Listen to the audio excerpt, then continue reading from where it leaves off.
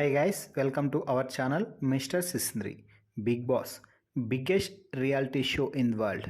Big Boss Telugu season 9 ప్రారంభమై అప్పుడే 2 వారాలు పూర్తి అయ్యాయి.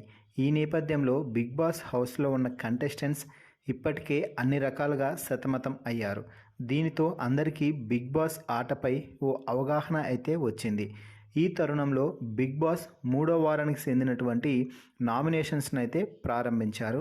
ఓనర్స్ వర్సెస్ టెనెంట్స్గా ఈ నామినేషన్స్ ఓపెన్ నామినేషన్స్గా జరుగుతాయని చెప్పడం అయితే బిగ్ బాస్ జరిగింది. ఇక నామినేషన్ ప్రాసెస్లో భాగంగా తనూజ రీతుని నామినేట్ చేసింది. ఇది అందరూ ముందే ఊహించిన పరిణామం. రీతు సంచాలకగా ఫెయిల్డ్. అలాగే తాను చెప్తున్నా కూడా పట్టించుకోకుండా ఒక నిర్ణయం తీసుకోవడం, ఆ నిర్ణయం అన్యాయమని అందరూ అనుకోవడంతో అదే రీజన్ చెప్పి తనూజ అయితే రీతుని నామినేట్ చేసింది. నువ్వు ఆ రోజు చేసిన ఆ తప్పు కారణంగా అందరూ ఇబ్బంది పడ్డారు. నువ్వు ఆ రోజు కరెక్ట్ నిర్ణయం తీసుకుని ఉంటే కెప్టెన్ ఎవరయ్యేవారో. అసలు ఇక్కడ ఎవరు కెప్టెన్ అన్నది ముఖ్యం కాదు.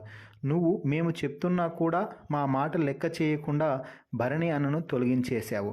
అలాగే ఓనర్ అవ్వడానికి ఆడిన టాస్క్లో కూడా నువ్వు కొన్ని తప్పులైతే చేశావు అంటూ తనూజ అయితే రీతుకి స్ట్రాంగ్గా ఇచ్చి పడేసిందనే చెప్పవచ్చు.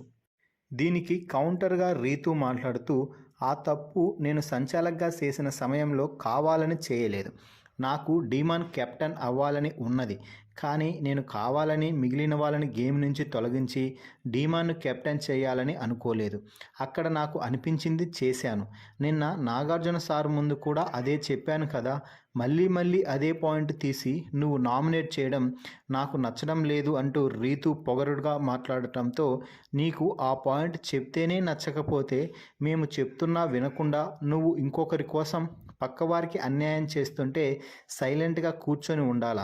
నేనైతే ఆ రకం కాదు, అలా ఎప్పటికీ ఉండను, ఇప్పుడే కాదు ఎప్పటికీ అలా ఉండను అంటూ చాలా స్ట్రాంగ్గా చెప్పింది తనూజ. సో మొత్తంగా తనూజ రీతును నామినేట్ చేసి చెప్పిన పాయింట్లో ఎవరు కరెక్ట్ ఎవరు తప్పు అనేది కామెంట్స్ రూపంలో తెలపండి. అలాగే మరిన్ని బిగ్ బాస్ లైవ్ అప్డేట్స్ కోసం మన ఛానల్ని చూస్తూ ఉండండి. Please subscribe our YouTube channel mister సిసింద్రి.